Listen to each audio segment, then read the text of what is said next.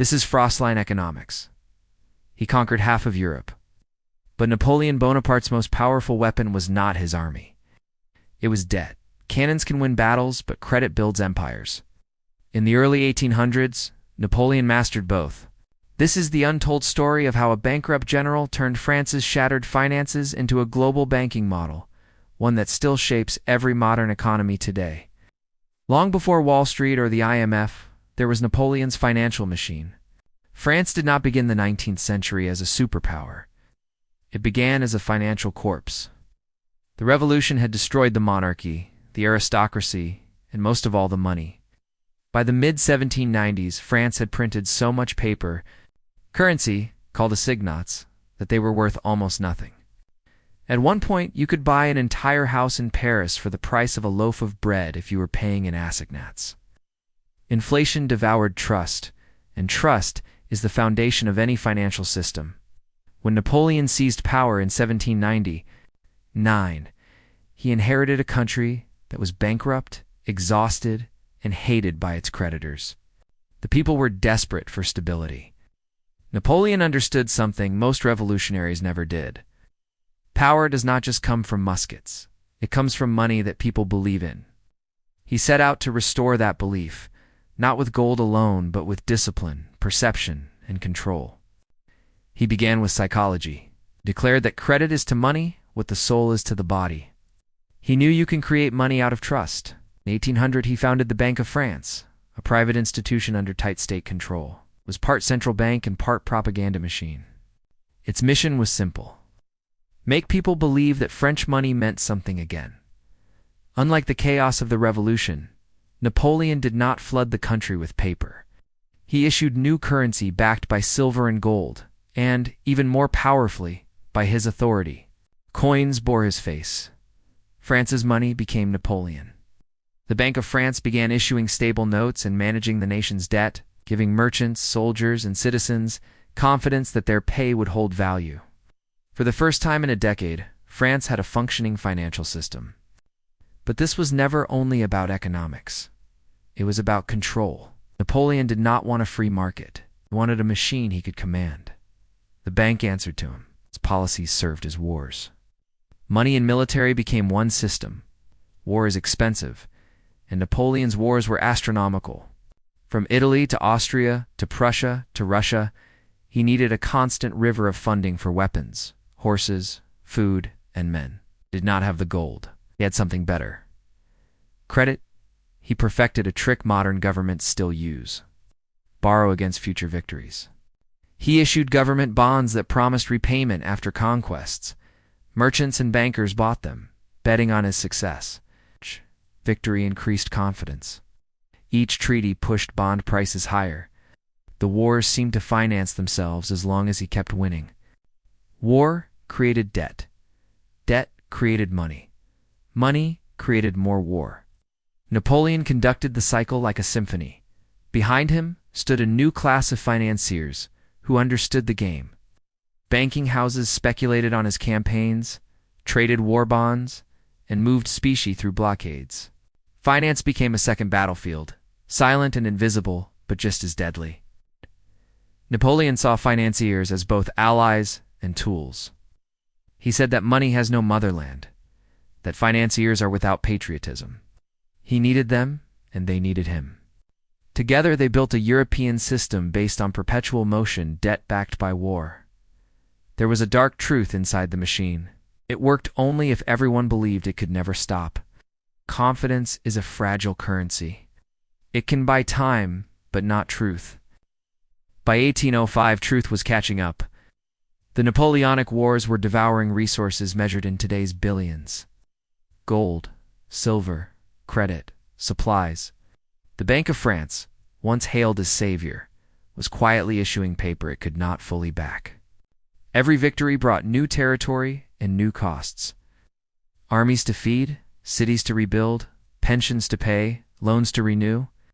The empire expanded, while the foundation hollowed out. Tax revenues lagged. Rich provinces like Italy, Belgium, and the Rhineland were drained to feed the war effort. When those ran dry, he demanded more. He dictated budgets to conquered states, forced them to mint his coins, and ordered them to buy French goods at inflated prices. It stopped being economics. It became extraction. Extraction empires have limits. Britain understood those limits. The Royal Navy ruled the seas. Blockade meant no shipments of gold, no colonial trade, no supplies. France was trapped on its continent, rich in glory, poor in liquidity. Merchants could not move cargo. Factories could not export. The treasury could not balance its books. The debt machine began eating itself. Napoleon's response was to double down. He nationalized large pieces of the economy, dictated interest rates personally, and used his prefects to extract taxes with military precision. He seized church lands, confiscated the assets of enemies, and ordered forced loans from wealthy citizens. To resist was treason. After Austerlitz, he demanded massive reparations from Austria, enough to fund another year of war. Italy's treasuries were emptied. Spain's gold was shipped to Paris. Dutch merchants were taxed into collapse. Each conquest became a transaction, each victory a temporary bailout. The conquered paid the interest.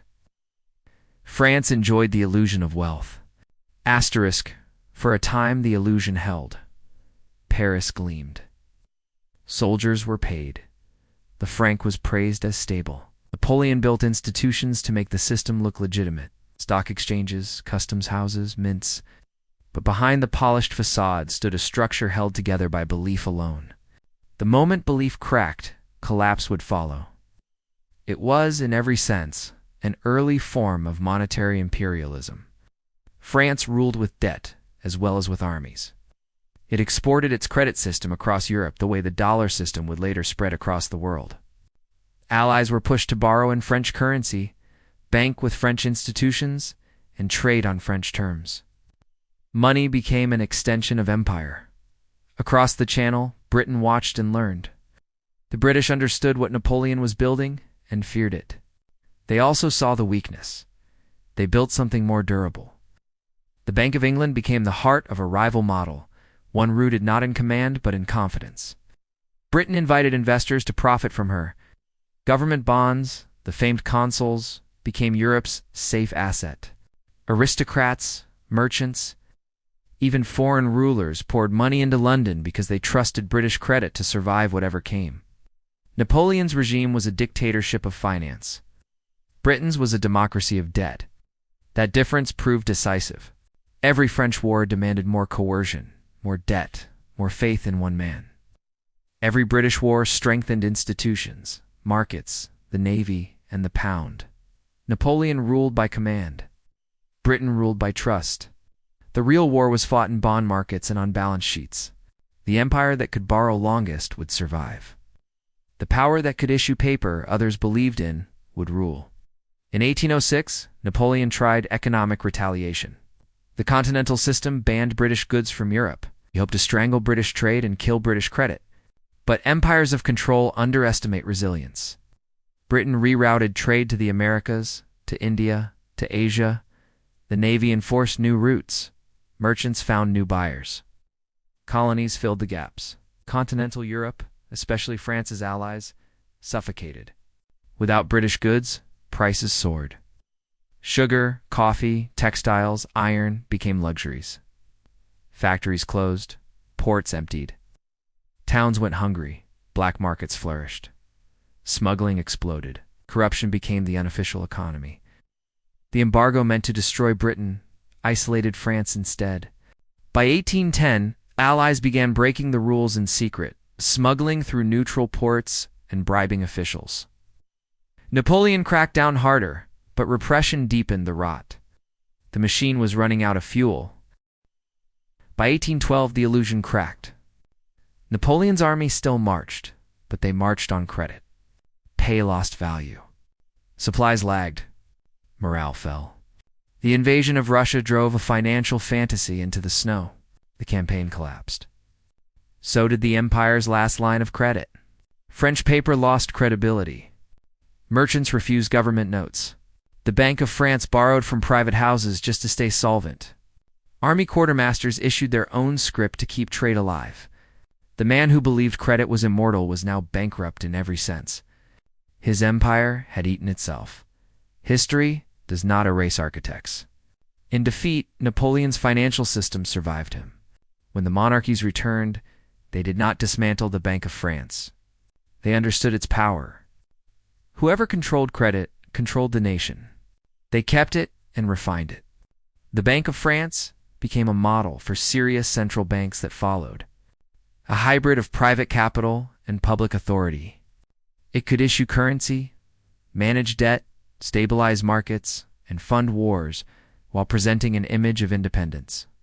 It was a paradox. A state instrument that looked neutral while serving the rulers. Prussia copied the structure. Austria studied it. Russia envied it. Across the Atlantic, the United States watched and learned. By the mid-19th century, major powers had built their own versions, Napoleonic blend of power and credit. The greatest beneficiary was not France. It was Britain. The struggle with Napoleon forced Britain to perfect its own financial weapon. As Napoleon's empire collapsed, Britain's debt system thrived. By 1815, British bonds were considered as good as gold. The Royal Navy secured trade and taxes. British merchants financed global commerce. The pound sterling became the currency of international trade, the first true reserve currency. Napoleon dreamed of continental rule. Britain achieved global rule through balance sheets. The pound became the anchor. The Bank of England became the heartbeat. In a hard irony, Napoleon's financial warfare created his enemy's victory. His debt machine pushed London to innovate, to stabilize, and to trust institutions over individuals. That laid the groundwork for modern finance. For markets and bonds, and the international banking network that still rules from London and New York and beyond, after Waterloo, Napoleon's personal debts were enormous. Suppliers were unpaid. Soldiers were owed. Promises could not be fulfilled. He died in exile on St. Helena, dictating his story. His greatest legacy was not a battle or a border. It was the architecture of money he left behind. The fusion of political will and financial control. The idea that nations could spend tomorrow's money to win today's wars. The belief that debt could fuel growth indefinitely. That belief defines our world. Modern governments borrowed to sustain promises. Central banks create liquidity to prevent collapse. Nations convince themselves they can manage debt forever. As long as confidence holds, the machine runs. But history whispers a warning Napoleon ignored. Empires built on borrowed trust end in silence. Not with invasion or revolution, but with the quiet that falls when belief runs out. Napoleon's rise and fall proved that money is not about numbers. It is belief, psychology, control, and power. The invisible foundation of civilization. When that foundation rests on debt instead of discipline, collapse becomes inevitable. Maybe not today. Maybe not tomorrow. But always today, when governments create trillions with a keystroke. When economies rise on credit bubbles and political promises. When markets cheer liquidity instead of production, we are not inventing anything new. We are living inside Napoleon's machine. The debt system he pioneered never stopped. It changed uniforms, flags, and names. The Bank of France became the template for the modern central bank. The pound became the template for the dollar. The illusion that prosperity can be manufactured from paper and trust became a global creed. Somewhere, if history has a memory, Napoleon is still smiling. The empire he could not keep by force still rules by finance. The modern banking system was not born in peace.